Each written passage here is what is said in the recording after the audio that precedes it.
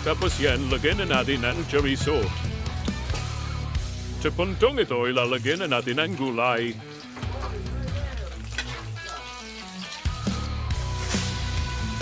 Lagyan natin ang konting panda. Ay, betchin pala.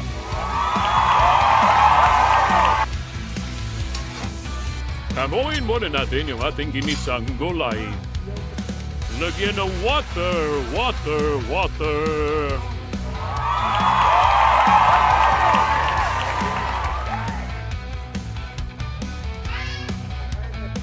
Ilagay natin ang oyster sauce. Lagyan natin ng konting jowa mo.